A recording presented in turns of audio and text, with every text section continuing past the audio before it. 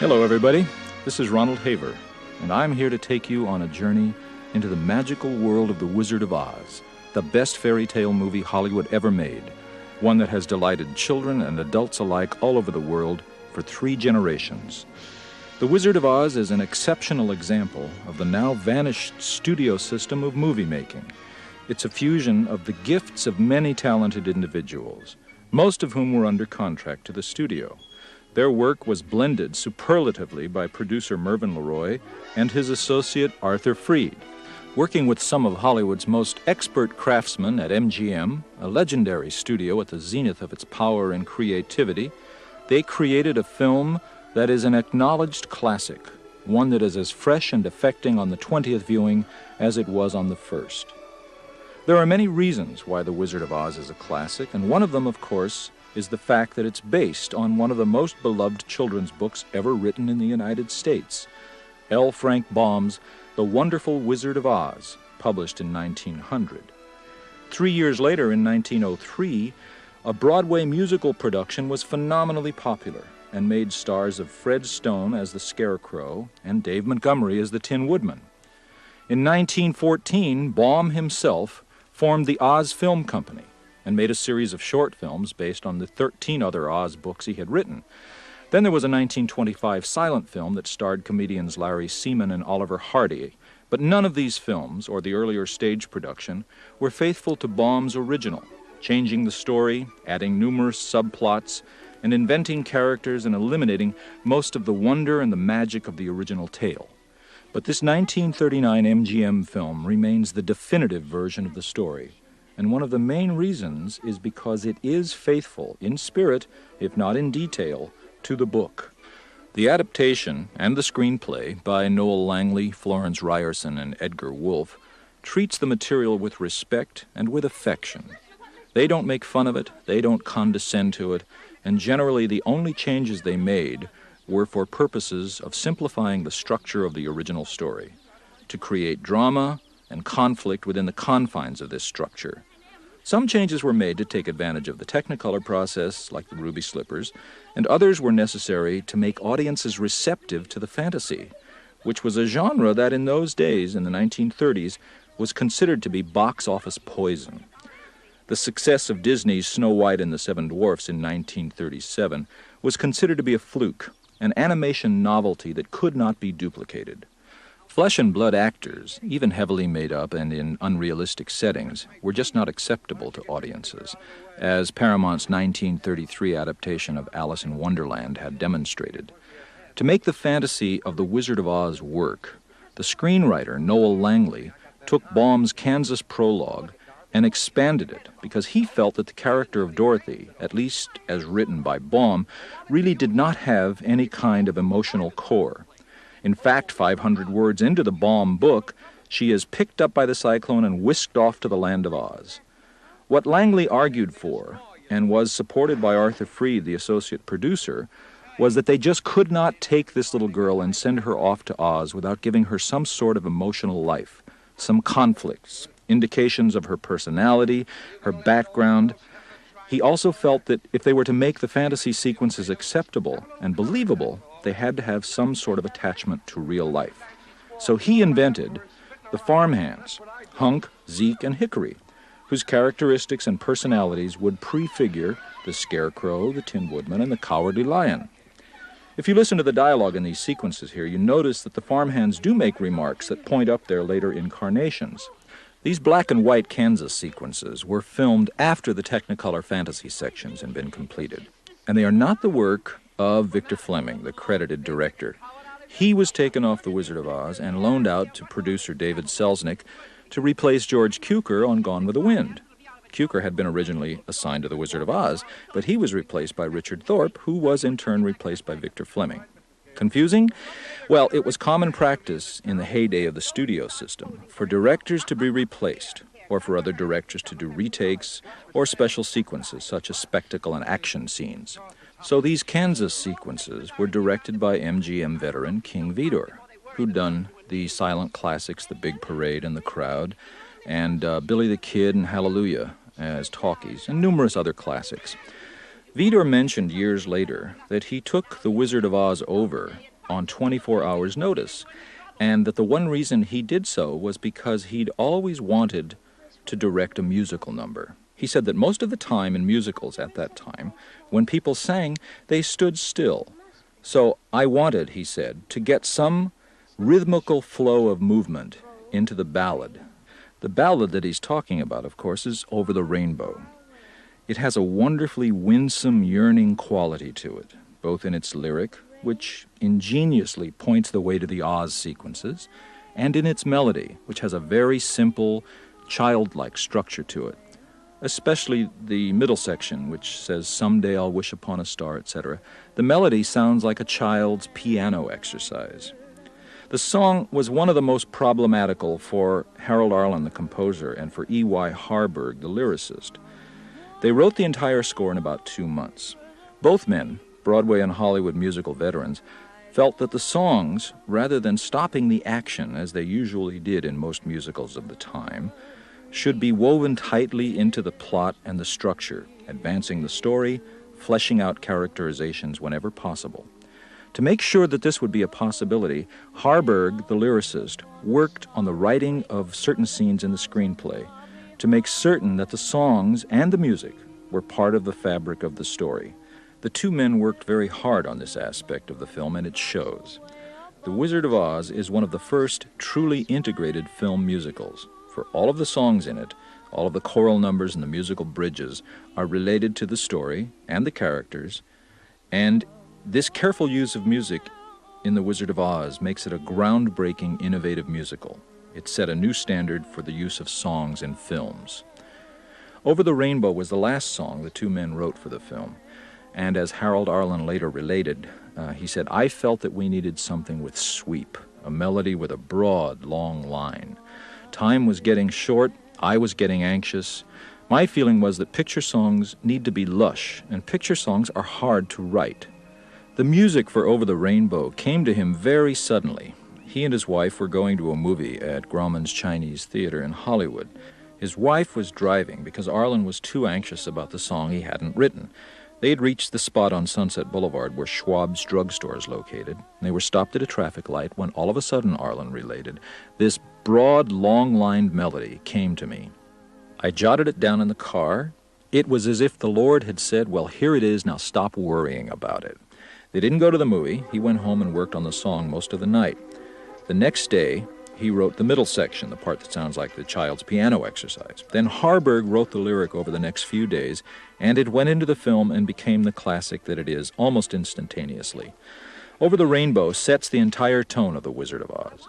Visually, it sets it beautifully. Here's this little girl in this gray, flat prairie, wistfully yearning for a colorful place over the rainbow where there's no trouble, where skies are blue and bluebirds fly. It's a child's song, yet it has something about it that speaks to everybody, adults and children, and there has never been anyone who can sing it like Judy Garland. It's so identified with her that it's almost shocking to hear someone else sing it. It's as if they were plagiarizing it. Garland herself later commented that Over the Rainbow has been a part of my life for years. It is so symbolic of everybody's dreams and wishes that I'm sure that's why people sometimes get tears in their eyes when they hear it. I've sung it dozens of times, and it's still the song that's closest to my heart. Now here's another invention of the screenwriters, Miss Gulch, played by Margaret Hamilton. Miss Gulch is one of the great villainesses of our time. She's a creation of such meanness. She's almost a figure out of stock melodrama. All that's lacking is a cape and a mustache for her to twirl. What she's been invented for is to make the chief villain of the piece, the Wicked Witch of the West, acceptable and believable. Margaret Hamilton was an ex-schoolteacher from Cleveland who'd turned to acting after her divorce to earn a living for herself and her 3-year-old son. Her Miss Gulch, and later on The Wicked Witch, of course, is her best-known work, and it's probably one of the most famous portrayals of nastiness ever put on film. Aunt Em is played by Clara Blandick, and Uncle Henry by Charlie Grapewin, two of MGM's best character actors. Now, Miss Gulch was not too smart, obviously, or maybe she was just forgetful. In any event, she forgets to fasten the basket, and Toto escapes. Now, again, this is an ingenious device employed by the scriptwriters to create a situation where Toto is in danger, which convinces Dorothy that her only hope of saving her little dog is to run away. Now, Dorothy's bedroom is a good example of glamour, MGM glamour at work, even in something as simple as a farmhouse. In the book, Baum describes this farmhouse where Dorothy and her aunt and uncle lived as one room made up of 4 walls, a ceiling, and a floor. Well, this being MGM, it had to be a fairly prosperous farm, so they added a barn, a stable, a hen house, and the farmhouse itself was changed from 1 room to a large house with several rooms. Now, this sequence where Dorothy runs away with Toto was designed by the screenwriters to introduce the model for the 5th major character that Dorothy and Toto would later encounter in the Land of Oz, the wonderfully befuddled Professor Marvel. Now, originally, associate producer Arthur Freed had wanted Ed Wynn, the Broadway and radio comedian, to play the part, but Wynn didn't want to do it, so Freed then went after W.C. Fields, but he was unavailable. So MGM contract player Frank Morgan was cast, and it proved to be one of those perfect pairings of actor and role. The dialogue that's written for him in this scene is full of wonderful puns and is beautifully delivered by Morgan with just the right mixture of bluster, bravado, and bumbling, so that we know he's a fake, a con man, a lovable one to be sure, but still a fraud nonetheless. Now look very carefully at the coat that Professor Marvel's wearing. There's a story that everybody connected with this film swears is true. When Victor Fleming, the director, was going over the costume designs, he told the costume people that he wanted something nice-looking, but tattered. Grandeur gone to seed was the way he put it. So the wardrobe department people scoured the city looking for old second- and third-hand coats, which they then showed to both Frank Morgan and Victor Fleming. Both of them chose this same coat. It was kind of a Prince Albert frock coat, and it was made out of black broadcloth with a very worn velvet collar, really ratty with age. It had the right look of shabby gentility, so they decided to use it, and when Frank Morgan looked inside the lining, he saw the name L. Frank Baum sewed in there. It had been made for the author of The Wizard of Oz by a tailor in Chicago years before. It's one of those stranger-than-fiction stories that is hard to believe, but evidently true. Frank Morgan and Professor Marvel's mind-reading act is marvelously vague and stumbling, but he is intuitive and generous, Professor Marvel is, and his convincing Dorothy that he sees her aunt crying and collapsing is another writer's device that serves 2 purposes. It creates the dramatic situation of Dorothy wanting to get back to her aunt because of her concern for her, and it also separates her from the family long enough for the cyclone to suddenly swoop down and whisk her away. Now, Judy Garland is superb in this part, even though she is a little too old. Dorothy's supposed to be somewhere between the ages of 8 and 10, and Garland was almost 17 when she played it. But she brings to it such a wide-eyed, childlike quality and a winsomeness and vulnerability that she makes Dorothy completely believable. Garland was quite a remarkable actress for one so young. She was still close enough to childhood herself not to have lost her sense of innocence and wonder, and it's these qualities that make her Dorothy one of the classic screen portrayals. She won a Special Academy Award for the part, which was very satisfying to Arthur Freed, as he had wanted her for the part when he first suggested to Louis B. Mayer, the head of production at MGM, that the company should make The Wizard of Oz. Both Mayer and producer Mervyn LeRoy had wanted Shirley Temple for the part, but fortunately for the film, she was unavailable, and Garland was given the role, and MGM found that it had a new star to add to its boast of more stars than there are in heaven. Now notice here that the wind is starting to stir up, the beginnings of the cyclone, which will transport Dorothy off to the Land of Oz. The cyclone was a major problem for the MGM Special Effects Department and its head, Arnold Gillespie. He'd created an earthquake in San Francisco and a plague of locusts for the good earth. But the cyclone was something that pushed his ingenuity to extremes. Photographing the real thing wouldn't work, as cyclones didn't lend themselves to being photographed. So he had to come up with some kind of visual representation of it. Now, Gillespie was an amateur flyer, and he remembered wind socks at airports. They had the conical shape that cyclones have, And Gillespie came up with the idea of creating a huge windsock. Now what you're looking at here is a rear projection screen showing the end result of all his work, a 35-foot piece of muslin, which was attached to a gantry at the top of the special effects stage, which is out of view, while the bottom section was attached to a small movable platform under the floor of the stage.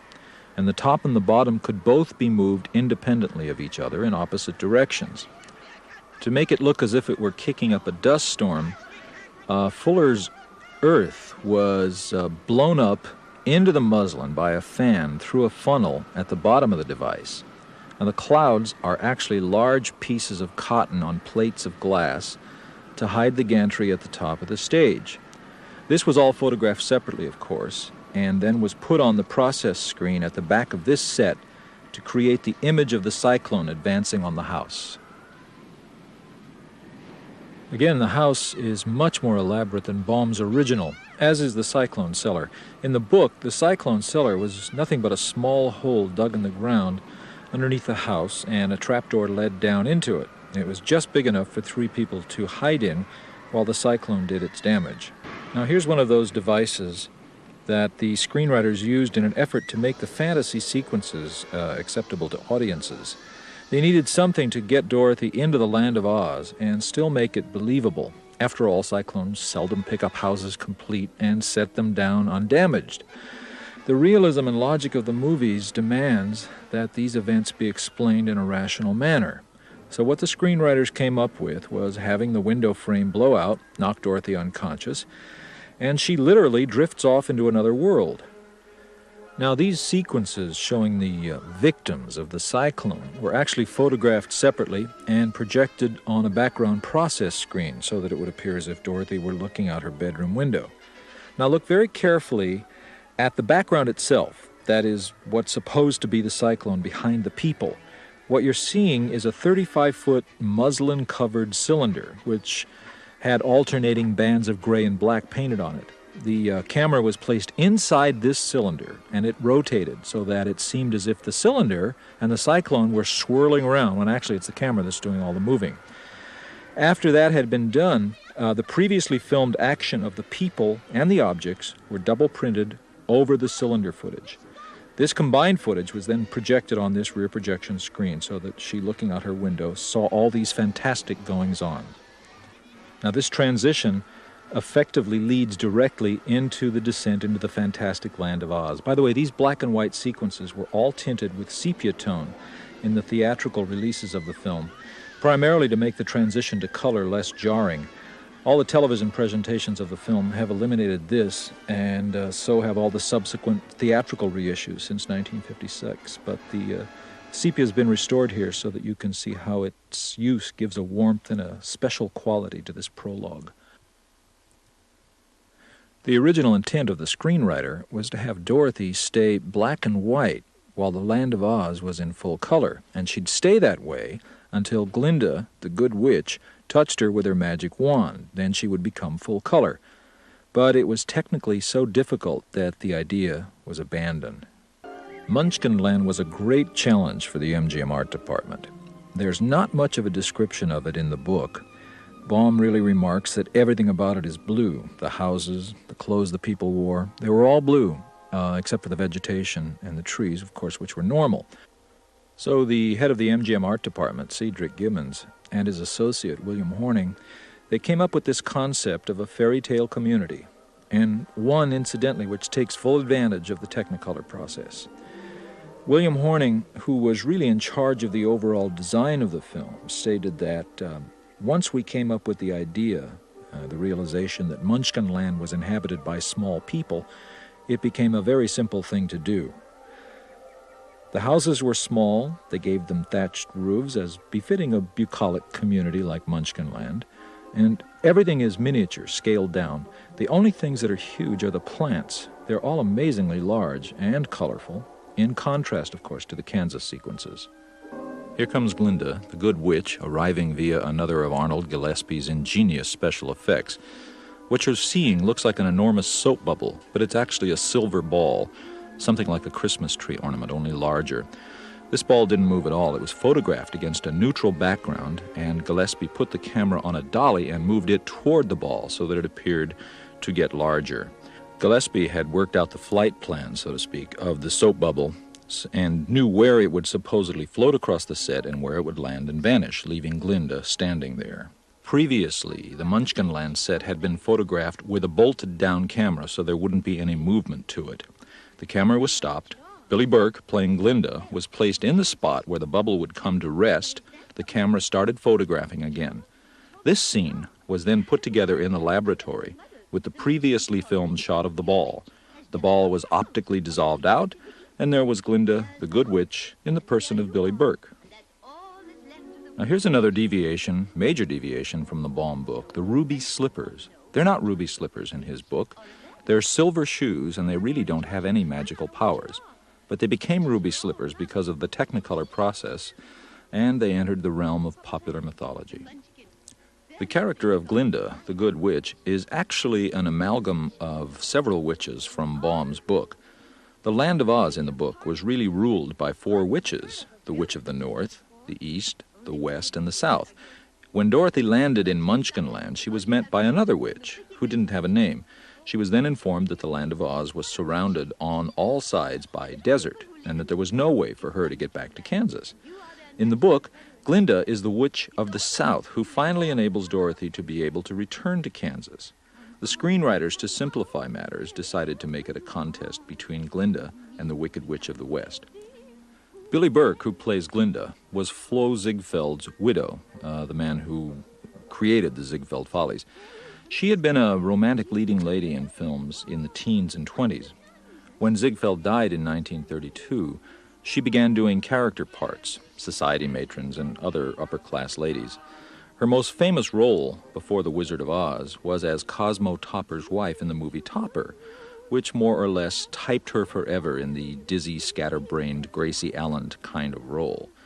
Her Glinda is a kind of second cousin to Mrs. Topper. She has a very fey quality to her. Now here's an example of the Arlen Harburg contribution to The Wizard of Oz. This whole sequence, starting with Glinda's song, is played to music, and the lyrics, of course, advance the story. They tell you exactly what's happening, and the rhyming, of course, is quite wonderful, too. The music, the lyrics, the camera movement, the staging, the editing are all fused together so beautifully in this that the entire sequence has a smooth, seamless structure to it. Partly due to Victor Fleming's handling of the camera, if you'll notice, the camera never really stops moving in these sequences. It gives additional movement to the dance sequences. The Munchkins are largely played by the Singer Midgets. Now, the Singer Midgets are named after the man who gathered them all together and took them on the vaudeville road. There are all sorts of legends about the Singer Midgets and their conduct during the time of the making of this film. Now, none of these legends or stories are suitable for this disc, which, of course, is designed for family listening, so I'm not going to go into any of it. For those of you who are interested in this sort of thing, you should read Algene Harmetz's wonderfully detailed account of the making of The Wizard of Oz, called, of course, The Making of the Wizard of Oz. It tells you everything you want to know about what went on during the making of this film. The voices for the Munchkins were a specific problem for the sound department. The Munchkins were little people, played by little people, and they had to have little, unusual voices. To create unusual voices in those days, before magnetic tape, was a difficult problem because the only thing you could work with was an optical film soundtrack, which ran at 90 feet a minute. To do anything to a voice, that meant you had to either record it at either a faster or a slower speed. So Ken Darby, who was in charge of all of the vocal aspects of The Wizard of Oz, went to the head of the MGM sound department, Douglas Shearer, and explained they were trying to get an unusual effect for the Munchkin voices, and that he thought the best way to do it would be perhaps to record the voices at a slower speed than normal, so then it was played back at 90 feet a minute, they would sound high-pitched. Douglas Shearer designed a special new gear for the sound recording machine, because they didn't have a variable speed recorder in those days. And it evidently worked because Darby later explained that he had the singers sing very slowly and distinctly so that the words would be very clear when it was played back at a faster speed. And he had them all do it to a metronome. None of the midgets did any of the singing. Darby had been a member of a vocal group called the King's Men Quartet, and he used several of this vocal group to do the actual singing, solo singing and ensemble singing. The choreographer was Bobby Connolly, who was an old hand at this sort of thing. He'd been staging shows on Broadway for years and had come to MGM in the mid-30s when musicals became a big factor of their production schedule. He had an assistant named Donna Masson, and she actually taught the singer midgets to dance. They didn't do much dancing because they couldn't dance very well. So what she did was she taught them a few steps, little what she called hopping things, little movements. There were really no difficult steps of any kind. At one time, she remembered, Donna Masson remembered, that Bobby Connolly said, "We've got to get some happy movements in here." And he recalled that he had done a dance for a film at Warner Brothers, which had a little can-can. So he designed this can-can that the girls do. They didn't move their hips, they just moved their hands and their shoulders. And it was a simple skipping happy movement because the witch was dead. The three dancers, the three little ballerinas that you see here, are actually singer midgets. The vocal is being done by a group called the Debutantes, who were a fairly well-known vocal group at that time. Ah, the Lollipop Guild. Guess they had unions even in Munchkin Land. Three little tough guys. The voices are part of the King's Men Quartet, singing for the members of the Lollipop Guild. All of the costumes for the film are the work of Gilbert Adrian, who was more commonly known as Adrian, MGM's very famous costume designer. They were specifically designed to make the Munchkins look even smaller. That's why they have huge shoulders and huge vests and coats and big pieces of jewelry. The costumes for this number were all made of felt, even the shoes, and it all had to be sprayed and dyed specifically for the Technicolor cameras, because Technicolor in those days wouldn't always reproduce a color exactly as it appeared to the naked eye. Now watch very carefully here. The Wicked Witch is about to make her entrance. In the shot, right here, she's played by Betty Danko, the stand-in for Margaret Hamilton. Margaret Hamilton was not the first choice to play the Wicked Witch of the West. Gail Sondergaard, a well-known character actress and an Academy Award winner, was originally supposed to play the part. They had evidently decided that the Wicked Witch would be a beautiful witch. But then again, they probably had second thoughts about that, and they finally offered the part to Margaret Hamilton. She'd been a kindergarten teacher and had actually played the part of the Wicked Witch in stage productions of a straight dramatic version of The Wizard of Oz prior to doing the part in the film. Her makeup was designed to take advantage of the Technicolor process also. She spent a couple of hours every morning having that false nose put on, and her false chin and her eyebrows were all built up. This was done with rubber pieces, and then green copper-based makeup was applied all over her face and her hands, and it gave her that hideous Wicked Witch look. Watch very carefully as the Wicked Witch begins to go over to the point at which she's going to make her exit. And take a look. She moves back. The smoke comes up before she gets there. And you can see it, if you look very carefully, you can see her descending. This was the second take of this shot. Unfortunately, on the next take, the one after this, Margaret Hamilton's entire costume caught fire, and she was seriously injured. She wasn't hospitalized, but she was out for almost 5 weeks. Most of the skin on her right hand was burned off. And it was very dangerous, doubly dangerous, because of the copper makeup, which could have been very toxic. Margaret Hamilton related in an interview to Algene Harmetz that the makeup man and the doctor were both on the set, and they came over and looked at her hand, which had no skin on it. She hadn't realized this. And they began blotting off this makeup, because the doctor knew if he didn't, it would get infected, and she could die. She said it was the most intense, ferocious pain she'd ever felt in her life, because they were using this solution to take off the copper makeup. But they had to get the makeup off, and she tried to keep from screaming, and she did successfully keep from screaming, but she said she'll never, ever, ever forget the pain of that.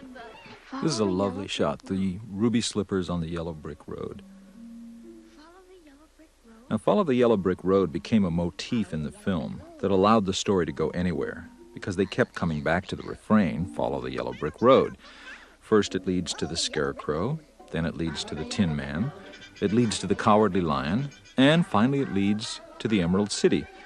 If you listen very carefully to the structure of the song, Follow the Yellow Brick Road, it follows the same structure of We're Off to See the Wizard. They're both variations on the same theme.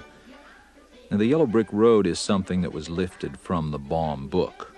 In that, it's just a yellow brick road that meanders from the edge of Munchkin Land into the land of the Quadlings, which was the next country over, and that, of course, has been eliminated from the movie.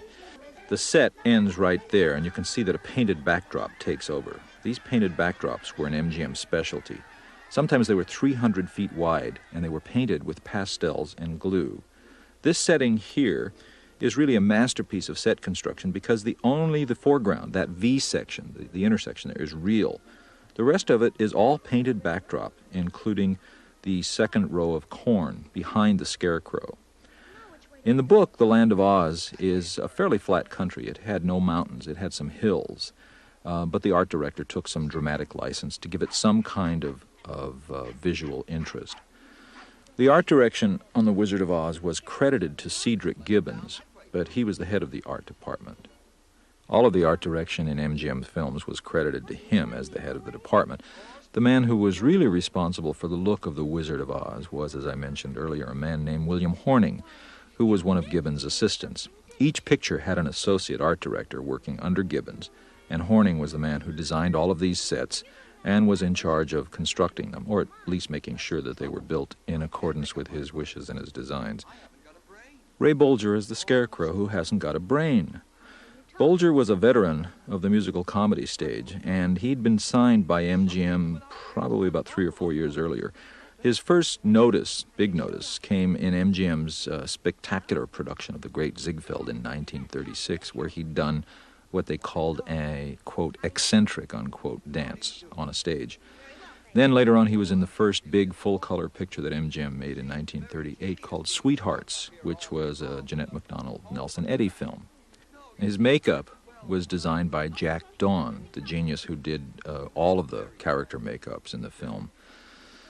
They were all designed to follow as closely as possible the original drawings by W. W. Denslow, which had appeared in every edition of the original Oz book. The Scarecrow's makeup, at least the head, consists of latex over burlap, which is supposedly tied around his neck with a rope. It's a truly remarkable makeup. It doesn't do what this kind of makeup usually does, which is to obliterate the characters or the actors' real facial expressions. Dawn designed it and put it together in such a way that Bolger still has entire, complete mobility and is able to use all of his facial expressions. Harold Arlen's music was beautifully orchestrated by Herbert Stothart and Murray Cutter of the MGM Music Department. Stothart actually won an Academy Award that year, in 1939, for the Best Original Background Score, beating out Max Steiner's really monumental score for Gone with the Wind.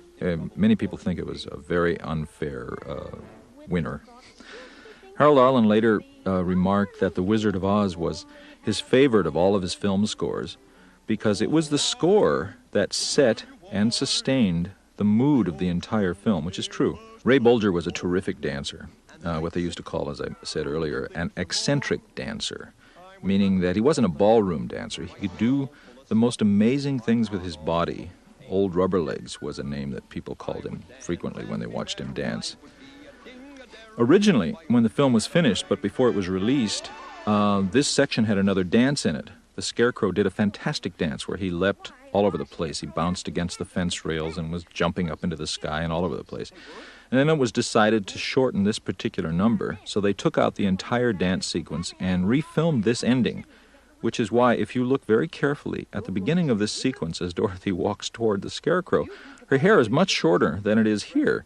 It's about 5 inches shorter. If you keep looking at the sequence, you'll notice that her hair, her braids, fluctuates up and down. It's because when they stitched the two sequences together, the original scene and the retake, nobody really realized that her braids kept changing length. A little Toto in this is wonderful. He looks at the actors. He's very bemused by the entire thing. He evidently takes direction very well. He just keeps getting in their way and out of their way and running after them. I think he's one of the star attractions of the film. Beautiful little dog. Now, you see what I mean about the way the camera keeps moving in the musical numbers? Again, that's Victor Fleming's. He was a terrific cinematician, as they call it. He knew his cinematics very well. Knew how to move a camera, knew how to stage action to take advantage of camera movement. The witch. The witch keeps popping up on this trick because in the original version of the script, the witch just seemed to disappear after Munchkinland, and she didn't appear again until the Emerald City sequences. So the screenwriters, in order to keep her as an active menace, kept writing her into these little scenes to create tension. Now, these apple trees were actually trees from a sequence later on in the Baum story, where they were fighting trees.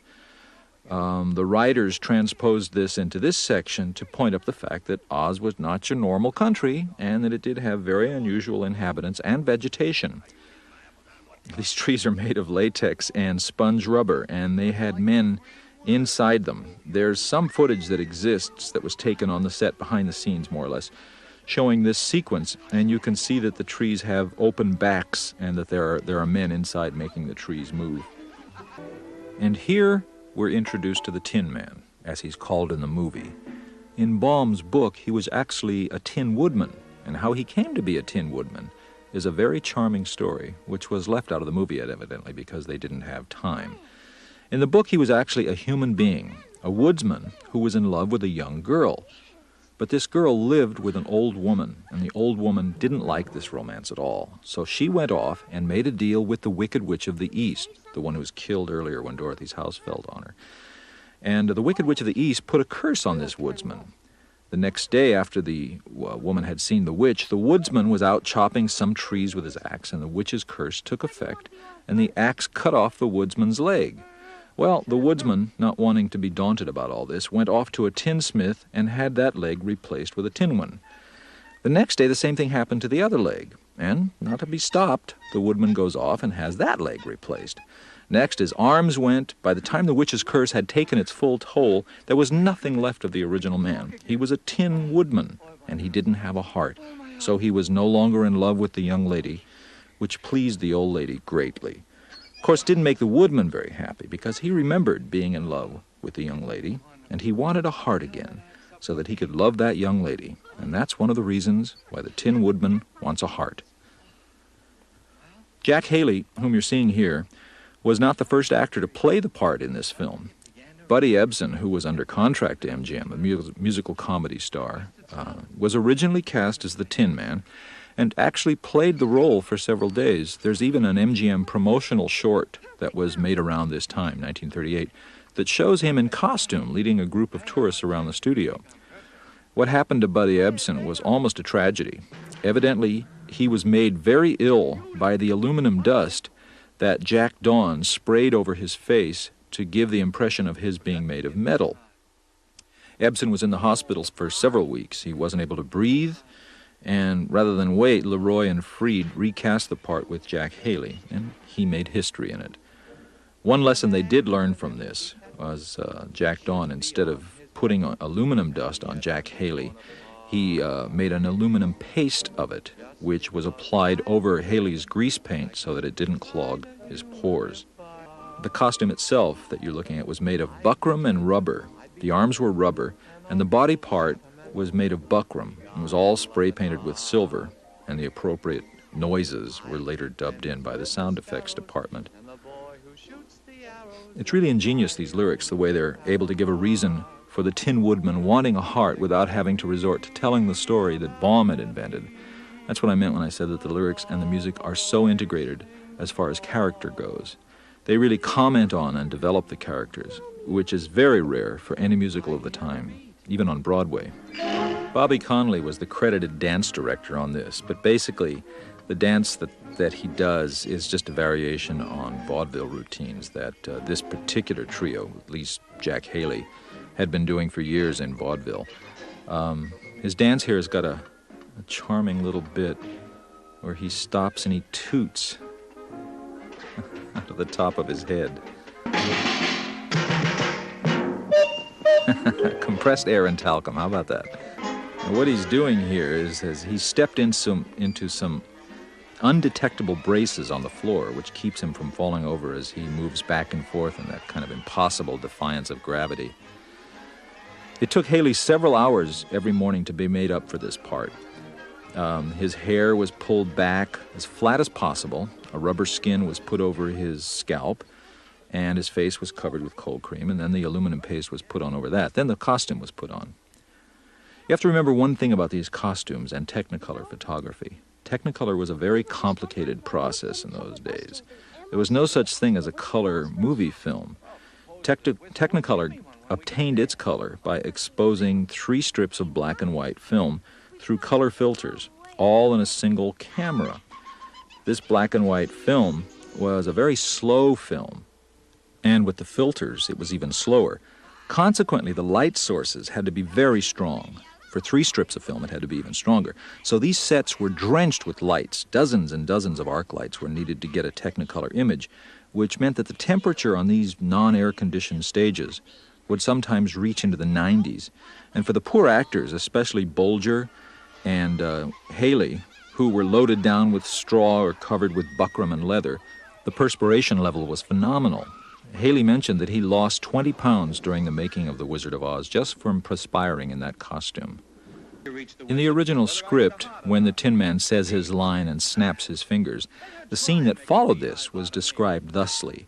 Suddenly, there is a faint buzz from inside the Tin Man. A look of disbelief comes into his face, and he thumps himself on the chest. The buzzing increases. He begins to wriggle and writhe and cough and splutter. The buzzing increases again. He opens his mouth. First 1, then 2 bees fly out. Dorothy and the Scarecrow scramble for cover, and a whole swarm of bees pours out of the Tin Man's mouth, his ears, and the tin funnel in his hat. The witch's curse had actually come true. They were going to animate all these bees coming out of the Tin Man, but it became too difficult to do, so the entire idea was dropped. Lions and tigers and bears, oh my, a very famous phrase, something that's entered the popular mythology. Arlen and Harburg had written a full-fledged song for this, but it was dropped before the picture went into production, and this is all that's left of it. The Cowardly Lion. Seems to be the only inhabitant of this forest, by the way. Ah, Bert Lahr, giving one of the most enduring comic performances in film. Lahr was an ex-vaudevillian also, and he and Jack Haley had actually starred together previously in a Broadway show that Arlen and Harburg had written in 1934 called Life Begins at 8:40. So they knew each other, and they all knew Ray Bolger, so they were buddies. Lahr had started out in vaudeville as a dialect comedian, doing what is known as Dutch dialect, which is a very kind of unsophisticated form of comedy. His expertise in this was capitalized on by the writers who tailored the character of the lion and the dialogue to take advantage of Lahr's particular talent. He was also a notorious ad-libber. In fact, his put 'em up was evidently an ad-lib by him, for it's not in the original script. His ad-libbing caused problems because he was constantly making Judy Garland laugh, uncontrollably, during takes. Victor Fleming once had to slap her slightly to keep her from giggling anymore. Now watch Judy Garland in this scene very carefully. She almost breaks up. As I said, Bert Lahr was one of the few people in the world that could constantly make her laugh. And Victor Fleming was always after her to stop giggling. Now, right here, when she buries her face in the dog. Of course not. Now watch. She's doing her best. There was an additional writer on the set. His name was John Lee Mahan, and he was a friend of Victor Fleming's. He was also an MGM contract writer, very famous contract writer at the time. He was brought onto the set to work on the film because it was felt that there wasn't enough humor in it. These sequences needed humor. So he would ad-lib jokes, basically. What you just heard was, "Why don't you try cunning sheep? I can't, I'm afraid of him." These were all old vaudeville routines. And Mahan later told how he would sit down with Haley and Bolger and Lahr and say, "Okay, fellas, let's have some jokes." And they would recite all these old vaudeville routines, and he would work them into the character's dialogue as it was felt necessary. Bert Lahr's costume and makeup is really one of the more ingenious and imaginative uses of costume and makeup in the film. The costume itself was made up of a real lion's skin, heavily padded. He's got on heavy mittens, that mane, that long hair. He must have baked in this. If you look very carefully at his face, you'll see there's nothing really left of it except his jaw, some of his cheek, and his eyes. The rest is all a mask. It's one of those very flexible masks that Jack Dawn created. The flexibility is important to the actor's performance because it allows the audience to see their eyes. And as director George Cukor once said, acting for film is done primarily with the eyes. Harburg and Arlen were very good at taking lines and tailoring them to the personalities of the actors. They especially were delighted to be able to use Lahr's ability to make these plays on words. The Cowardly Lion, obviously, is the only Joyzy lion in the world. Now, the witch has a chief henchman, or rather, a chief hench monkey, and he's right there. He gets credit in the film, and he has absolutely no lines. He actually has a name. His name is Nico, and he was played by Pat Walsh, one of the singer midgets, with a face mask on, of course.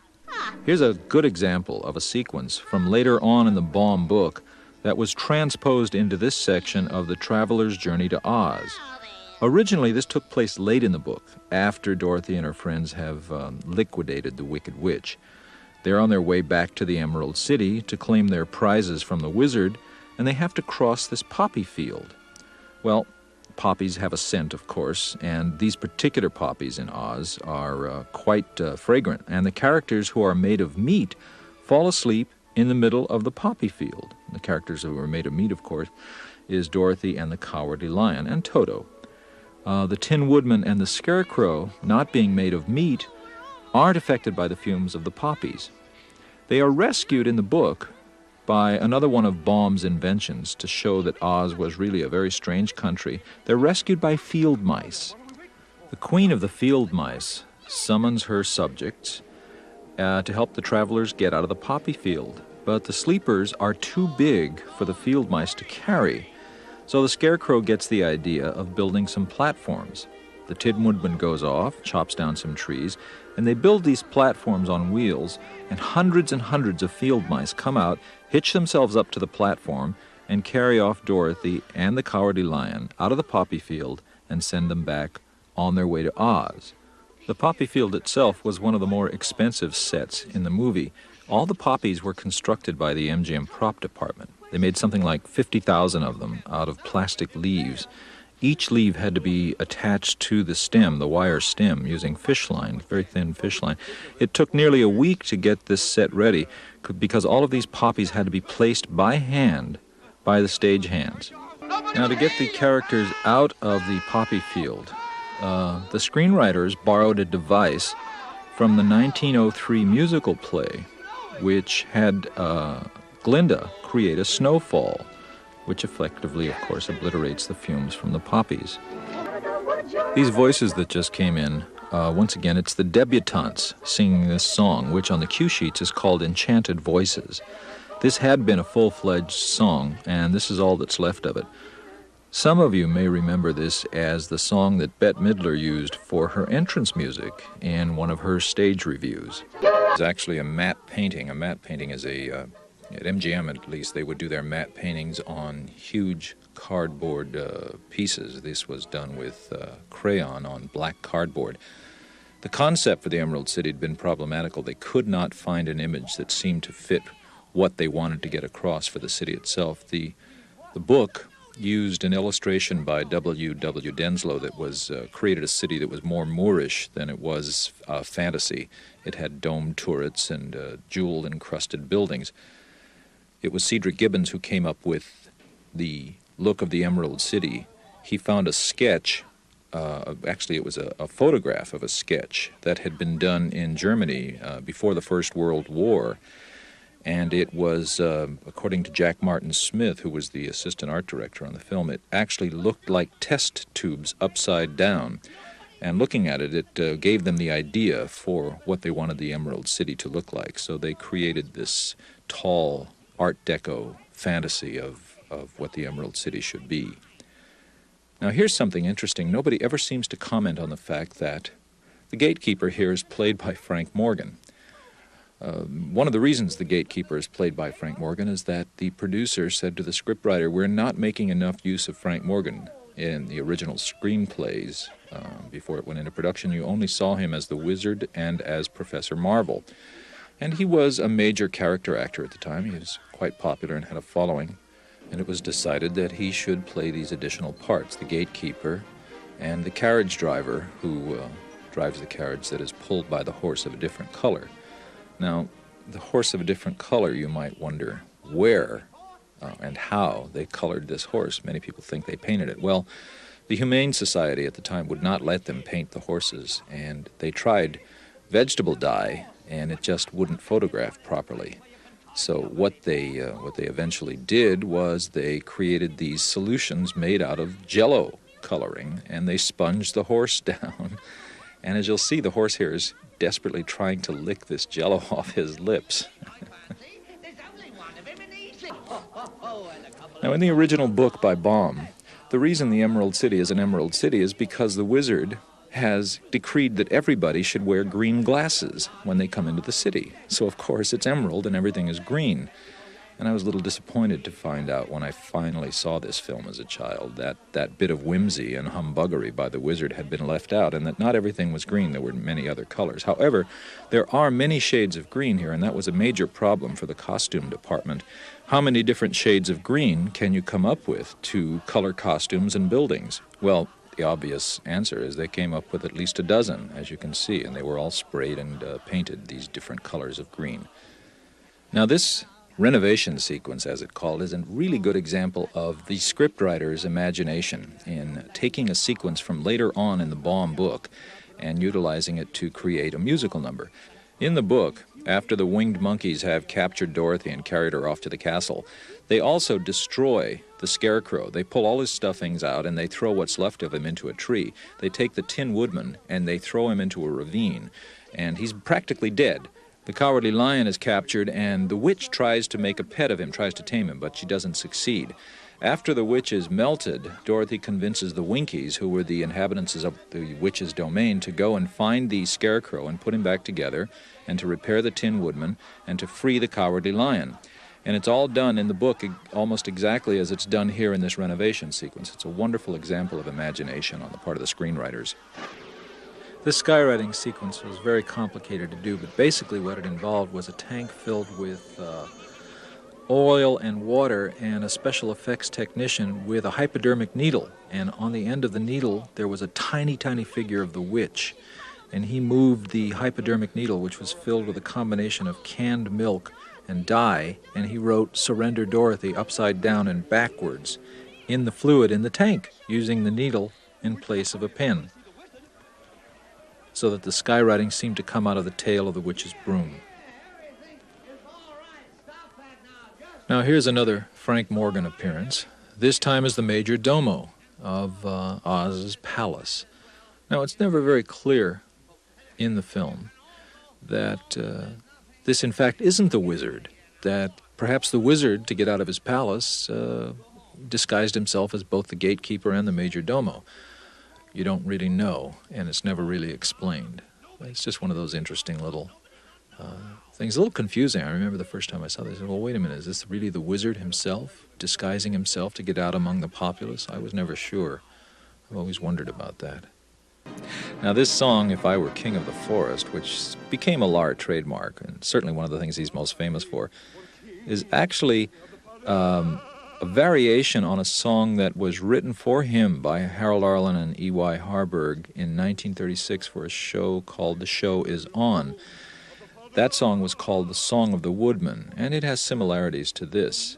They knew Lahr's ability to do dialect, and they capitalized on his trademark "nyak" and his vibrato, which is something they wrote into the song. And it was such a phenomenal success for Lahr that it became a staple of his repertoire over the years.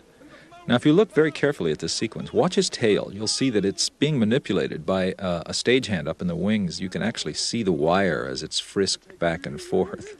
Lahr was a very private man. He was very outgoing on stage, but he was very reserved on off stage, and very quiet, bashful gentleman, actually. He was everybody that worked with him said he was a real gentleman, very kind man.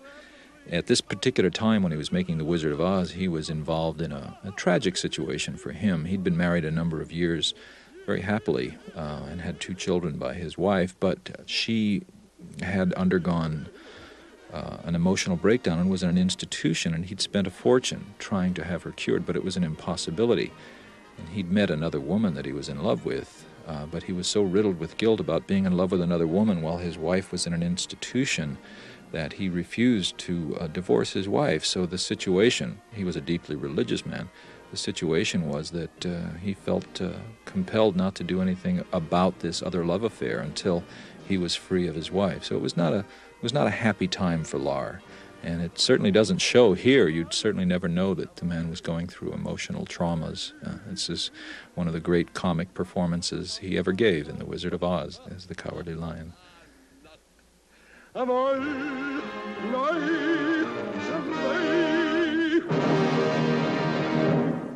Your Majesty? Harburg must have had a wonderful time with these lyrics. Rhinoceros, imposterous, cellophane, elephant.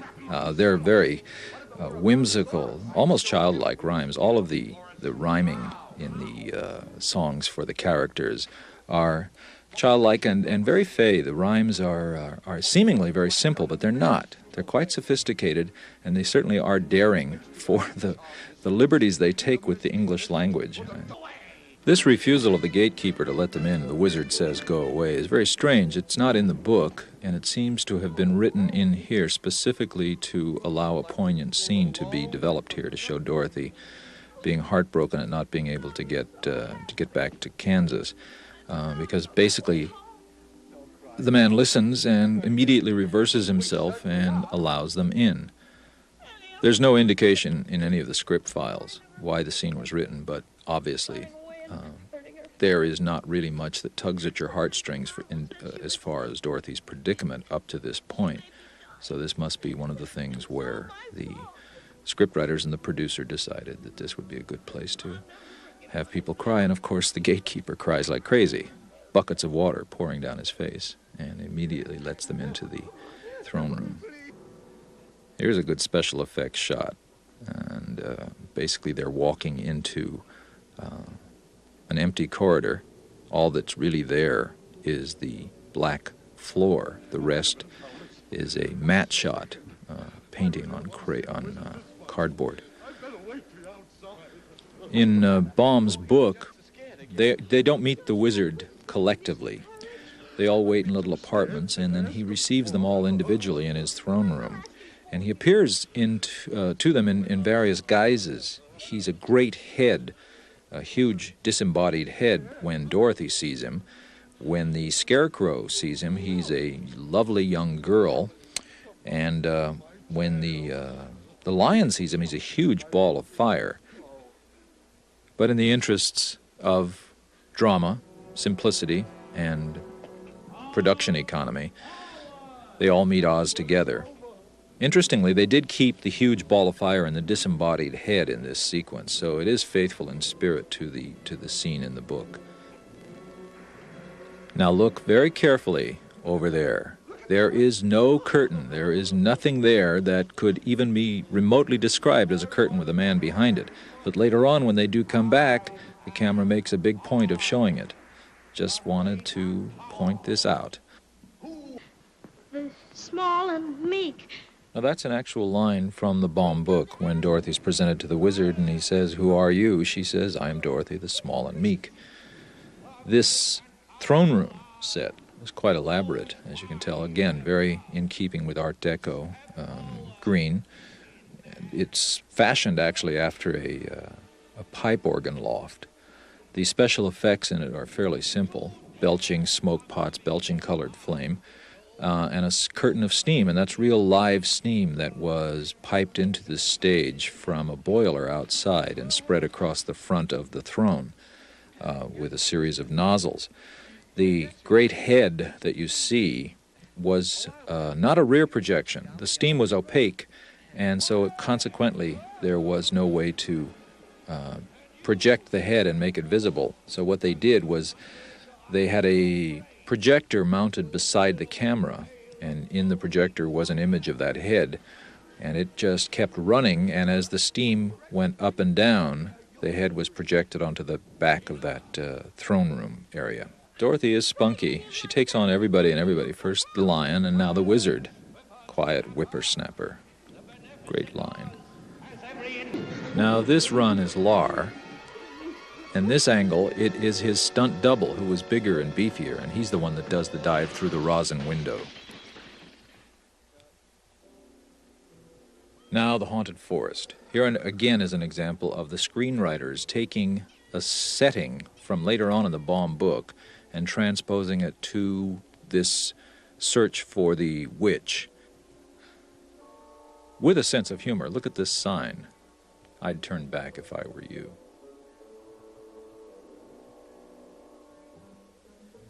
And here are our intrepid travelers with the most amazing assortment of witch traps that you've ever seen. I believe the lion has a huge can of insect spray, a butterfly net, and where did the scarecrow get that revolver? Also, I think the Tin Man is carrying, in addition to his axe, a huge silver wrench. Just what they have in mind is anybody's guess.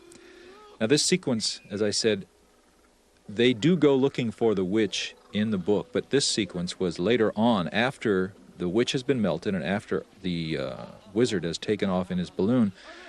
They go off to the south of Oz looking for Glinda the Good Witch, and they come across this very deep, dark, dank forest where the lion, who has been given courage by the wizard, finally makes use of his courage and kills this really disgusting 40-foot insect which has been terrorizing the animals of the forest, and he is proclaimed king of the forest finally. In the book, the witch, as they are trekking towards her, sends all sorts of terrible things to do damage to them, crows and bees and wolves, all of which they overcome. Here, listen very carefully, she only sends one thing after them, a little insect, as she refers to it. They won't, I think it's right here. I've stuck a little insect on the head to take the bite out. Now, the head monkey is named Nico, the one she keeps talking to. She never calls him Nico, but you'll notice in the end credits that he's called Nico. The flying monkeys, there were about 13 actual full-size flying monkeys. The rest were about 6 inches high. There were several hundred of them, and they were strung from gantries on the top of the stage, and there were little windshield wiper-type motors inside them that kept the wings moving. There were about 4 wires each on each of these, I guess there were about 150 6-inch models. This was a tricky sequence to do, too, because they had to run, and then they had to not only keep running, but be picked up by the wires and carry Dorothy off. That's a stunt double. That's not actually Judy Garland. That's a model, a miniature. Now, inside the witch's castle here, interesting again that in the Baum original, Dorothy was never in any danger from the Wicked Witch, because when she left Munchkinland, the witch who sent her on her way kissed her on the forehead, which left a circular mark on her forehead, which protected her from any danger at all. The witch could not possibly hurt her. What the witch does do in the book is makes Dorothy her captive. She terrorizes her into doing all sorts of household chores. She becomes more or less a Cinderella type. But it's that little circle on her forehead which protects her from any danger. However, you cannot have dramatic conflict in a movie without danger, without threats. The witch does want the silver slippers in the book, and pretty much the same situation prevails. She can't get them off of Dorothy's feet. She can't touch them. However, she devises this great little bit of witchcraft. She places an invisible iron bar in the middle of the floor, and when Dorothy is walking along, she trips and one of the shoes falls off, and the witch grabs it and says, "Now I have half the spell of those." Of course, neither the witch nor Miss Gulch seem to have much sense about fastening down that basket so that Toto can't escape. And he does escape again in Oz as he did in Kansas. By the way, the piece of music that's accompanying this was not written specifically for the film. It's the Mendelssohn Scherzo for piano in B minor that Herbert Stothart used to accompany the dog's escape. That witch, she is the wickedest critter. I don't know what her problem is. She hates dogs, she hates little girls. She can't bathe, so she probably smells terrible, and she's that awful color. And then she evidently has a wild, wild slipper and shoe fetish. Now look very carefully here at the support of the crystal ball. You'll see that it's made up of winged monkeys. It's just another example of the detail that went into the art direction of the film. Now the witch's crystal ball, the image appearing in the witch's crystal ball, is a very simple special effect. There's a projector, a process projector that's shooting into a silvered mirror, which is bouncing the image into the witch's crystal ball. It's all mounted in the bottom of the projector. One of the hardest parts to cast in the film was that of Toto. They sent all over the world trying to find a female terrier that looked the part of the W.W. Denslow drawing. And they finally found one right in Hollywood, belonged to a man named Carl Spitz. It's a little female terrier, a cairn terrier named Terry. The studio had been putting out calls through the usual animal agencies, and they hadn't found anything. And then Spitz found out about it through a roundabout way, and when he took the dog into the studio, they took one look at it and said, "That's the dog we want. I hope your tail holds out." Well, that tail is holding on to something. It looks like a big block of wood there. These sequences are all very melodramatic in the grand style of 30s fantasy melodrama. One of Victor Fleming's strong points was melodrama. When he took over Gone with the Wind shortly after he finished, well, he didn't quite finish The Wizard of Oz, but when he took over Gone with the Wind, he called the cast together and he said, "A lot of people think this is an epic, but I think it's a melodrama, and that's how we're going to treat it." He loved melodrama. These witches, the witches' Winkies, notice very carefully, their uniforms are styled in the style of Russian Cossacks.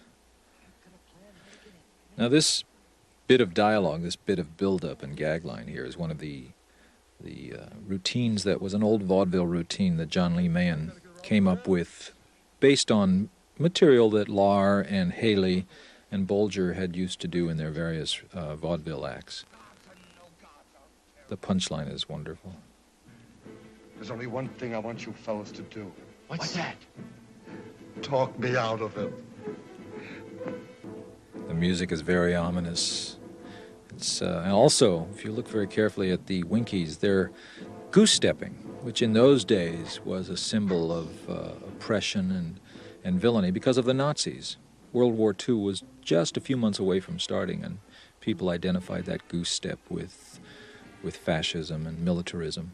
Now here again is an old comic stage convention for a comic battle, which is not to show the battle at all, but just to show bits and pieces of objects floating up and being thrown up into the air. And then, of course, they emerge victorious, but disguised. Baum's creation of the Scarecrow was ingenious in that it's the Scarecrow who comes up with all the ideas and all the solutions. This from a person who ostensibly has no brains. Now, it was these sequences that Victor Fleming first began filming on The Wizard of Oz. Originally, the picture had started under the direction of Richard Thorpe, and he filmed for 2 weeks, but his direction, according to Mervyn LeRoy, lacked imagination. He didn't have the mind of a child, so he was let go. All the footage was scrapped, and Victor Fleming took over, and it was this shot right here that we're about to see of Haley, the Tin Man, chopping down the door. That was the first shot that Victor Fleming directed on the film. Fleming was an odd choice to direct The Wizard of Oz also. He had a reputation as being an action director, a man's man, and certainly was not the kind of person you would associate with the successful direction of a childhood fantasy like The Wizard of Oz. But he had 2 small daughters, and as Algene Harmetz points out in her book on the making of The Wizard of Oz, had it not been for those 2 small children of his, he probably wouldn't have accepted the assignment to The Wizard of Oz. He was a big enough director that he could have turned it down if he didn't want to do it. But his daughters were the apples of his eyes. They were the be-all and end-all of his existence, and he doted on them, loved to tell them stories, and probably this was his present to them, to their childhood. It's interesting that the 2 most beloved films from 1939, one of them the biggest motion picture hit ever made, and of course that being Gone with the Wind, and The Wizard of Oz, were both directed by Victor Fleming in 1 year. Quite an achievement. He didn't finish The Wizard of Oz. It was finished, as we mentioned earlier, by King Vidor. And he didn't start Gone with the Wind. That had been started by George Cukor. But Cukor was fired, and Fleming was brought in from MGM. Cukor was sent over from Selznick International to MGM to direct The Wizard of Oz. He decided not to, and instead directed The Women, which became also one of the big hits of the year. There's a stunning shot right here. Look at that. Beautiful matte shot with the river sparkling in the distance. That's a live-action shot combined with a composite matte shot. See the river sparkling? Detail work in this film is phenomenal. All of MGM's films were phenomenal. This was the high point of their movie-making period. They never quite reached this level of excellence again. 1939 was the greatest year in movie history, if you look at the number of films that are acknowledged classics that were produced that year. Now this sequence, the melting of the witch, it's very interesting to see the way it evolved in the film from the way it was presented in the book. In the book, Dorothy is furious because the witch has stolen one of her silver shoes, and she insists that the witch give it back to her. The witch refuses, so Dorothy, being the impulsive child that she is, picks up a bucket of water and douses the witch with it without realizing this means the end of the witch. Well, this was transmogrified into this very dramatic scene where the witch sets the scarecrow on fire, and Dorothy, in trying to help her friend, brings an end to the witch. Now look at her hat. It's about 3 sizes bigger than it should be, and as she moves, it falls over her face, looking as if she is melting. What is really happening there is her costume is nailed to the bottom of the floor. Dry ice and steam are being pumped up through openings in the bottom. She's on a small platformed elevator that is slowly descending into the bottom of the stage, and that is how the witch melts. Now, the voices for the Winkies, that was accomplished by doing exactly the opposite for what they had done for the voice for the Munchkins. Ken Darby recorded some men with very deep voices at a faster than normal speed, and when it was played back at normal speed, it made them sound much lower. Now, between the end of this scene and this upcoming scene in the Wizard's throne room, there had been originally a triumphant procession as they came back to the Emerald City, but it was cut out because they wanted to get right to the dramatic core of this sequence. See, there's the curtain, which was not there before. Ah, well. Now, all of this is exactly as it was presented in the Baum book. It's one of the best remembered scenes from the book, as a matter of fact. I don't think in the Baum book he has all of these spectacular electronic gadgets. Now, this is a good approximation of this scene, this sequence in the Baum book. In the book, after they have discovered that he's a humbug, the wizard, being a pretty good student of human nature, calls them all into his throne room one by one in the succeeding days and grants their wishes. He manages to do everything that they need to do, all except for Dorothy.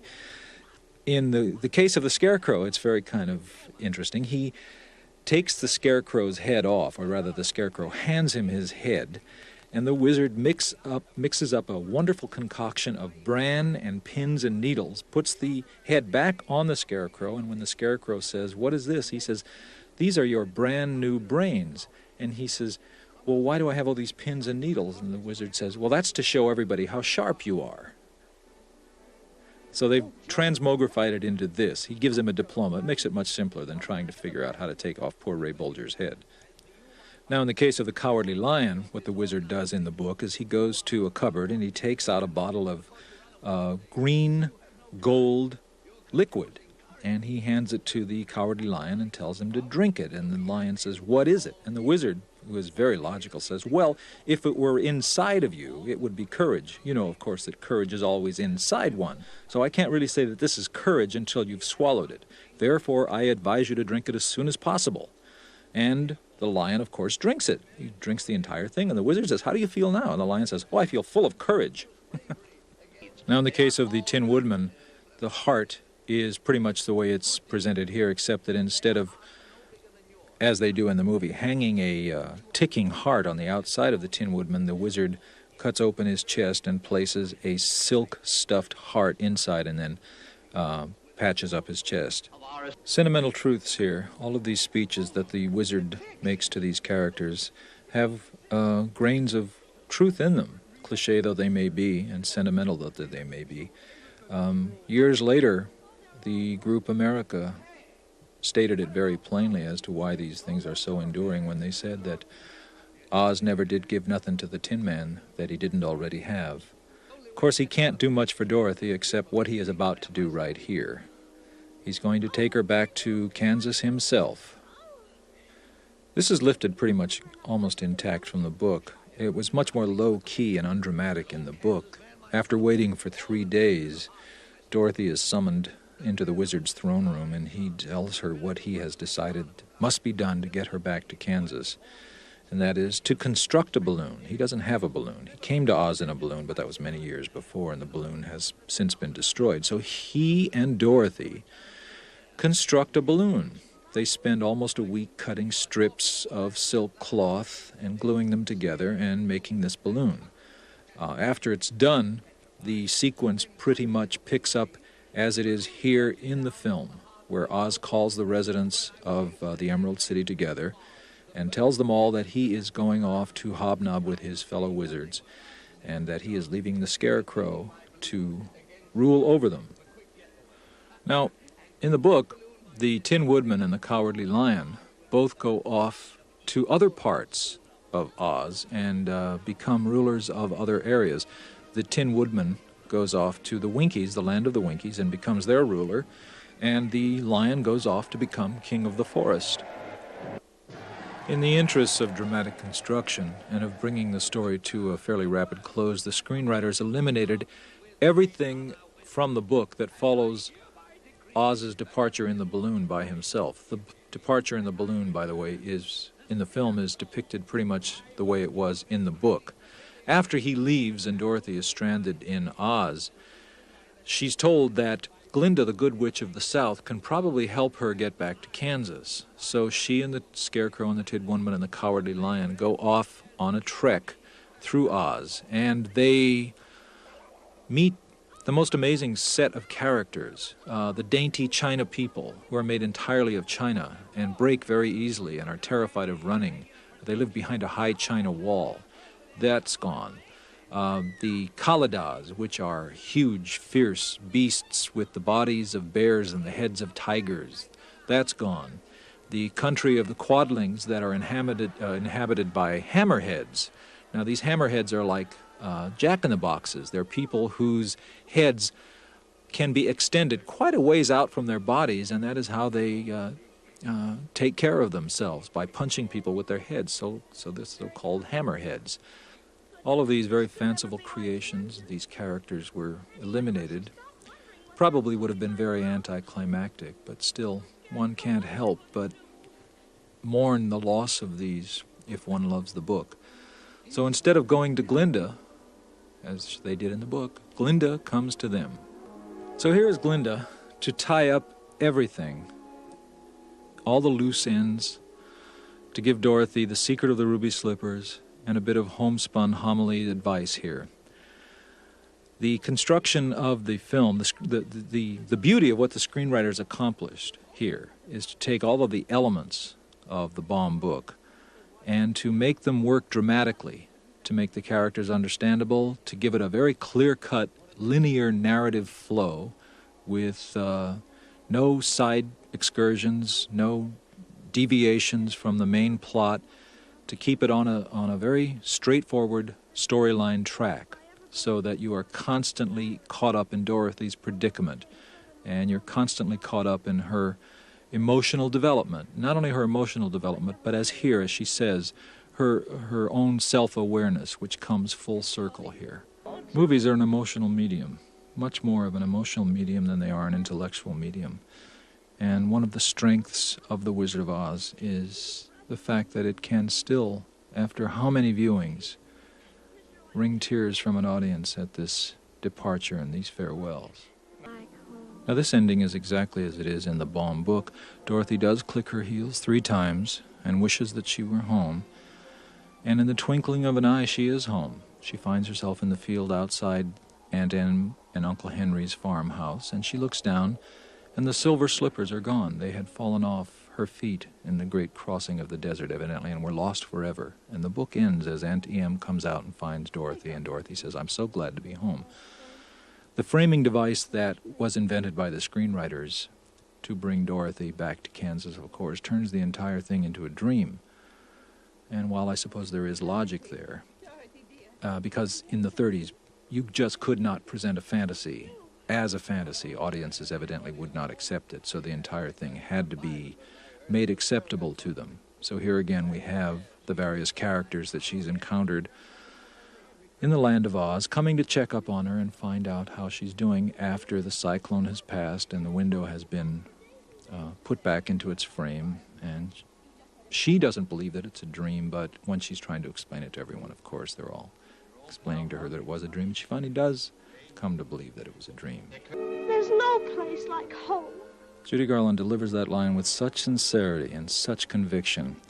The entire picture, it's a very simple and sentimental, moving testimonial to childhood longings and a monument to the glory that once was MGM and Hollywood. This is Ronald Haver, ladies and gentlemen and children, and thank you all very much for listening.